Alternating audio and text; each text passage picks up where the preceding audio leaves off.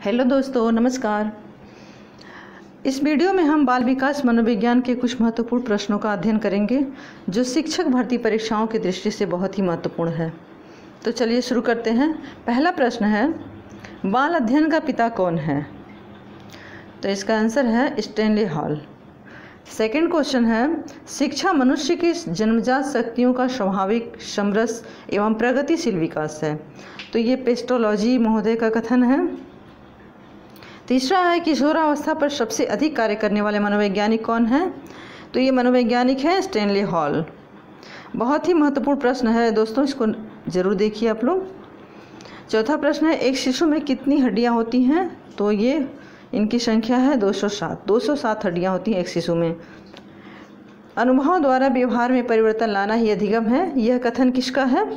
तो ये गेट्स महोदय का कथन है। स्वस्थ शरीर में स्वस्थ मस्तिष्क का निर्माण होता है। स्वस्थ शरीर में स्वस्थ मस्तिष्क का निर्माण होता है, यह अरस्तु का कथन है। शैशवावस्था सीखने का आदर्श काल है, यह किसने कहा? तो ये कहा है वैलेंटाइन महोदय ने। नेक्स्ट क्वेश्चन है, समाजीकरण की प्रक्रिया किस आयु में प्रारंभ होती है? समाजीकरण की प्रक्रिया किस आयु में प्रारंभ होती है? तो यह शैशवावस्था में प्रारंभ हो जाती है। अगला प्रश्न है, भाषा विकास के लिए सबसे महत्वपूर्ण अवस्था कौन सी है? भाषा विकास के लिए सबसे महत्वपूर्ण अवस्था कौन सी है? तो यह अवस्था शैशवावस्था है। मंदबुद्धि बालक की बुद्धिलब्धि क्या होती है? तो ये 70 से कम होती है। IQ मंदबुद्धि बालक का 70 से कम होता है। मनोविज्ञान केवल मानसिक क्रियाओं का अध्ययन करता है। मनोविज्ञान केवल मानसिक क्रियाओं का अध्ययन करता है, यह कथन किसका है? तो ये जलोटा महोदय का कथन है। अगला प्रश्न है, विकास के अधिगम के सिद्धांत के प्रतिपादक थे। तो इस अधिगम सिद्धांत के प्रतिपादक हैं जेम्स ड्रेवर। पियाजे के संज्ञानात्मक विकास में कितनी अवस्थाएं हैं? ये बहुत ही महत्वपूर्ण प्रश्न है, काफ़ी बार पूछा जा चुका है। तो इसकी अवस्थाएं 4 होती हैं। क्रिस्मर द्वारा व्यक्तित्व को कितने वर्गों में बांटा गया है? तो क्रिस्मर महोदय ने पर्सनालिटी को, व्यक्तित्व को 4 भागों में बांटा। अगला प्रश्न है, कौन सी अवस्था में दोहराने की प्रवृत्ति तीव्र होती है? तो शैशवावस्था में बच्चे के अंदर दोहराने की प्रवृत्ति, नकल करने की प्रवृत्ति तीव्र होती है।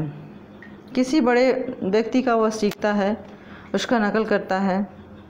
16वां प्रश्न है, विकास के मनोविश्लेषणात्मक सिद्धांत का प्रतिपादक कौन है? तो इसके प्रतिपादक हैं इरिक्सन महोदय। 17वां प्रश्न है, मनोविश्लेषणात्मक सिद्धांत के प्रतिपादक। तो ये इसके प्रतिपादक हैं फ्रायड, सिगमंड फ्रायड। 18वां प्रश्न है, बुद्धि की संवेगात्मक विकास का सिद्धांत किसके द्वारा दिया गया? गोलमैन के द्वारा।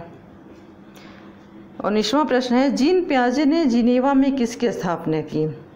तो जीन पियाजे ने लेबोरेटरी स्कूल की स्थापना की थी। 20वां प्रश्न है, विकास एक सतत और धीमी प्रक्रिया है, किसने कहा? तो ये BF स्किनर महोदय का कथन है। 21वां प्रश्न है, विकास जीव और उसके वातावरण की अंतःक्रिया का प्रतिफल है, यह कथन किसका है? तो यह भी कथन BF स्किनर का है। सबसे कठिन काल किसे कहा गया है? सबसे कठिन काल बाल्यावस्था को कहा गया है। 23वां प्रश्न है, मॉन्टेसरी के अनुसार बच्चे में भाषाई कौशल विकसित करने का क्या क्रम है? तो मॉन्टेसरी के अनुसार भाषाई विकास का क्रम है LSWR, यानी कि L से लिसनिंग, स्पीकिंग, W से राइटिंग और R से रीडिंग। सुनना, बोलना, लिखना और पढ़ना, यही क्रम है। 24वां प्रश्न है, जन्म से प्राप्त भार किस आयु में दोगुना हो जाता है? जन्म के समय जो शिशु का भार होता है वह किस आयु में दोगुना हो जाता है? तो बच्चे के 4 महीने में उसकी आयु जो है, उसका भार जो है वो दोगुना हो जाता है। स्प्रेंगर द्वारा व्यक्तित्व को कितने भागों में बांटा गया है? तो स्प्रेंगर महोदय ने व्यक्तित्व को 6 भागों में बांटा है। तो दोस्तों, यह वीडियो यहीं समाप्त होता है। Thanks for watching.